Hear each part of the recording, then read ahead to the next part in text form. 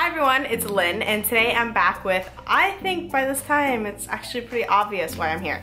I'm here to share with you guys my vlog from St. Thomas. So let's go ahead and jump right into it. So our flight itself was about 3 hours from Miami to get to St. Thomas, which isn't too bad. We watched a movie and we were basically there. Ladies and gentlemen, on behalf of your New York and Miami-based flight crew, we'd like to welcome you to St. Thomas, where the local time is 12:05 p.m. Once we got there, the airport was super itty-bitty. You could basically see the entire airport from where you're standing, whereas the airport I'm used to, you basically have to walk a million years to get from one side to the other. Anyhow, so once we got to the airport, we hopped onto this little van. I shouldn't say it was little, it was kind of like a normal sized van, but we were like jam-packed in there. So like Chris and I were like shoved in this little seat next to this random stranger. I could barely like stretch my arm, as you can tell from this awkward footage that I took with me and Chris in the little van. Something else that was kind of cool about the trip too was in the car, the roads at St. Thomas are totally undeveloped. So, like, I'm used to nice like paved roads and like smooth streets. St. Thomas was the total opposite. It was super jagged, like everywhere you go you felt all the bumps.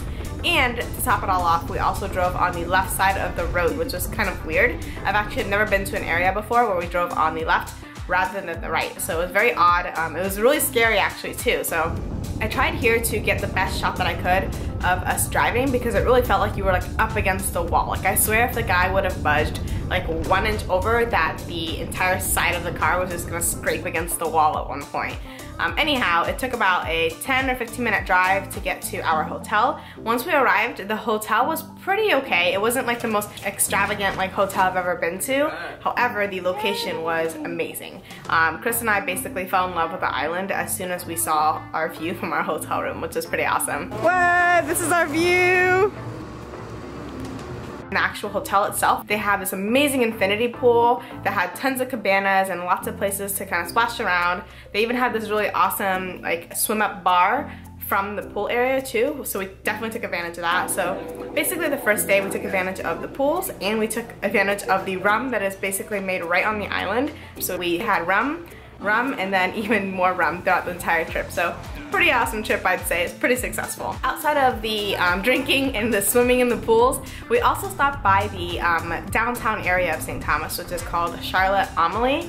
Charlotte Amalie was actually pretty amazing. It's made up of these tiny little alleyways, and in between every alleyway there was basically a lot of little mom and pop shops, lots and plenty of bars, and tons of jewelers. So basically before we even got to St. Thomas, we had a few of our friends that warned us that basically the entire island is all about the rum and all about the jewelry, and they really weren't kidding.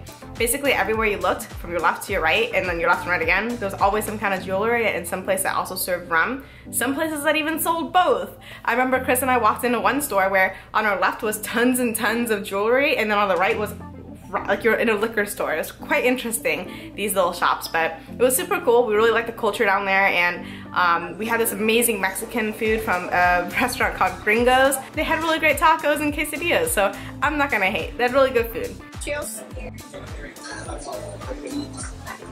We caught a ride on this catamaran called The Cat, and off the catamaran itself was just amazing. The catamaran was super clean, and the ride itself was super fun. We hit tons of large waves, and it almost felt like a mini roller coaster at some points, which was super cool.